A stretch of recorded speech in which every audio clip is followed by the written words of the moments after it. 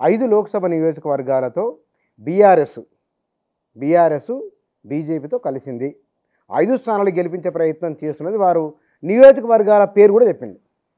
BRS అనేది లోక్సభ ఎన్నికల్లో సంబంధం లేనటువంటి పార్టీ. బీఆర్ఎస్కి లోక్సభ ఎన్నికలకి సంబంధం లేదు. ఎందుకో చెప్తా కూర్చున్నా, ఏదో ఆవేశంతో చెప్తలేను, వాస్తవాలు చెప్తున్నా. 2018 డిసెంబర్ 7న రెండోసారి చంద్రశేఖరరావు గారికి ఫలితాలు వచ్చి 88 మంది ఎమ్మెల్యేలు గెలిచి రెండోసారి ముఖ్యమంత్రి అయినారు 2018 డిసెంబర్లో. అయినాక 2019 ఏప్రిల్ మేలో ఎలక్షన్స్ వచ్చినాయి. అప్పుడు వాళ్ళ నినాదం సారు కారు 16 ఢిల్లీలో సర్కార్ అనే నినాదంతో ఎన్నికలకు పోయినారు. ఏం చేసిర్రు? 63 ఉన్నోళ్ళు 88 ఎమ్మెల్యేలు గెలిచిర్రు. అంతకుముందు 14 ఎంపీలు ఉంటే ప్రజలు ఇలా తీసుకొచ్చి 9 ఎంపీల కాడ ఆపిర్రు. సారు కారు 16 ఢిల్లీలో సర్కార్ అని తెలంగాణలో చంద్రశేఖరరావు గారు ముఖ్యమంత్రి ఉన్నప్పుడే నిన్ను సింగిల్ డిజిట్కి ప్రజలు తీసుకొచ్చిర్రు. ఇలా సారు లేడు, కారు లేదు, సర్కారు లేదు, ఢిల్లీలో ఆశ లేదు. ఎందుకు వేయాలన్నా నీకు? గల్లీలో రేవంత్ రెడ్డి ఉన్నాడు, ఢిల్లీలో మోడీ గారు వస్తుర్రు. కారుకి ఎత్తే ఏమవుతుందన్న? ఏం చేస్తారన్న కారు వాళ్ళు? పొరపాటున ఒక్కడు గెలిచిండు అనుకో అన్న, పొరపాటున నేను చెప్తున్నా, TRS is a big zero in Telangana. పొరపాటున ఒక్కడు గెలిచిండు అనుకో, వాడు ఒక గంట కూడా ఉన్నాడు బీఆర్ఎస్లో. ఎవరైనా ఒక గంట కూడా ఉన్నాడు అంటున్నా బీఆర్ఎస్లో. అంటే మీ పార్టీలోకి వస్తారు మళ్ళీ? 543లో ఒక్కడు ఏడ కనబడతాడు?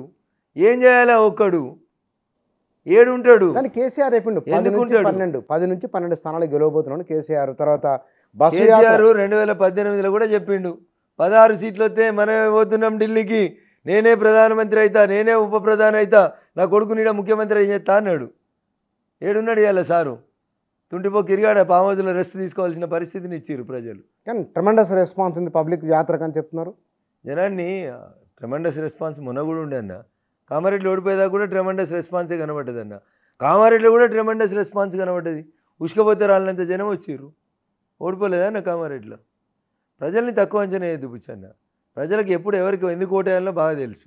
ఈ ఎన్నికలలో బీఆర్ఎస్ పార్టీ జీరో అని నేను ఎందుకు చెప్తున్నా, బీఆర్ఎస్కి సంబంధం లేదు ఎందుకని చెప్తున్నా అంటే, టీఆర్ఎస్ పేరులోంచి తెలంగాణ అనే పదం తొలగించి బీఆర్ఎస్గా మార్చుకున్నప్పుడే తెలంగాణ ప్రజలతో చంద్రశేఖరరావుకున్న పేగుబంధం తెగిపోయింది. ఆయన పేగుబంధం తెంచుకుంటే ప్రజలు ఆయనకు సిఆర్ఎస్ ఇచ్చిర్రు, కంపల్సరీ రిటైర్మెంట్ స్కీమ్ ఇచ్చి ఆయన నాడ కూర్చోబెట్టిర్రు. అన్న మనం కదేదో ఇంగ్లీష్ సినిమా చూసినాం, నీకు యాడ్ చేసిపోతా బుచ్చన్న. టైటానిక్ అని ఒక సినిమా చూసినాం. ఎన్ని వందల సంవత్సరాల తర్వాత బయటకు వచ్చింది టైటానిక్. గట్లుంటుంది పరిస్థితి. వెనుకడికి టీఆర్ఎస్ ఒకటి ఉండే అనేది మనం యాడ్ చేసుకోవాల్సిన పరిస్థితి తెచ్చుకుర్రాళ్ళు. వాళ్ళ స్వయంకృత అపరాధం ఇది అని చెప్తున్నా. ఉన్నది ఉన్నట్టు మాట్లాడితే కాబట్టి నా మీద అందరు కోపం వస్తుంటుంది అన్న. టీఆర్ఎస్ ఇప్పుడు తిరుపతికి పోతే 2 నీ ఉండాలి, అయితే కత్తెన్న నీ చేతులు ఉండాలి, లేకపోతే గుండు గిక్కునే నెత్తెన్న నీది కావాలి. ఈ 2 నీవి కావనుకో, ఆ పక్కన కూర్చొని చూస్తాడు ఏదో గీక ఎంతసేపు అంటాడు.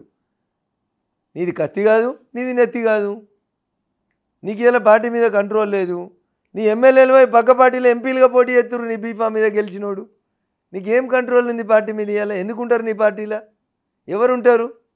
పైసలు పెట్టుకున్నాం, బీఫాం కొనుక్కున్నాం, గెలిచినాం, మా ఇష్టమైన దందా చేసుకుంటాం. ఇదే కదా అటు చెప్పేది. నువ్వు ఇంతకుముందు పోల్ట్రీ ఫామ్లకి ఇచ్చినావు. ఒక పోల్ట్రీ ఫామ్ ఉన్నాడు 4 పోల్ట్రీ ఫామ్లు పెట్టుకున్నాడు. బస్సులు 10 బస్సులు ఉండడానికి ఇస్తే వాడు 100 బస్సులు తెచ్చిండు. 3 కంపెనీలు ఉండడానికి ఇస్తే వాడు 30 కంపెనీలు పెట్టుకున్నాడు. 3 ఎకరాలు ఉండడానికి ఇస్తే వాడు 300 ఎకరాలు చేసుకున్నాడు. ఎవడే తెలంగాణతో పేగుబంధం ఉన్నాడు అందులో? బీజేపీ దానికి అతీతమైందా? భారతీయ జనతా పార్టీ ఈ దేశంలో కాశ్మీర్ నుంచి కన్యాకుమారి గారి దాకా, కన్యాకుమారి వరకు మోడీ గారి నాయకత్వంలో విస్తృతంగా విస్తరించింది, ఎదిగింది. నాయకులందరూ కూడా భారతీయ జనతా పార్టీ వైపు చూస్తున్నారు. కొంతమందిని ఇతర పార్టీల నుంచి మేము తీసుకొని బీఫామ్లు ఇచ్చిన మాట వాస్తవం. మేము మీ పార్టీలోకి వస్తాం, మీ సిద్ధాంతాన్ని ఆచరిస్తామని చెప్పినప్పుడు ఖచ్చితంగా ఇస్తాం. ఈ దేశంలో పార్టీ మారద్దని బిఆర్ అంబేద్కర్ గారు రాసిన రాజ్యాంగంలో లేదు కదా. అంబేద్కర్ గారు రాసిన రాజ్యాంగం ఎక్కడన్నా ఒక వ్యక్తి ఒక పార్టీలోంచి ఇంకో పార్టీలోకి పోద్దని ఎక్కడన్నా రాసిర్రా? That is not there. నువ్వు రాజ్యాంగాన్ని గౌరవించమని నాకు చెప్తావు, మరి అదే రాజ్యాంగం పార్టీ మారద్దని చెప్పలే కదా. బీఫామ్ మీద గెలిస్తే ఎట్లా మారాలని చెప్పింది తప్ప, బీఫామ్ లేకుండా ఉత్తగా ఉన్నాడు ఎవడైనా పోతాడు ఏ పార్టీలకైనా.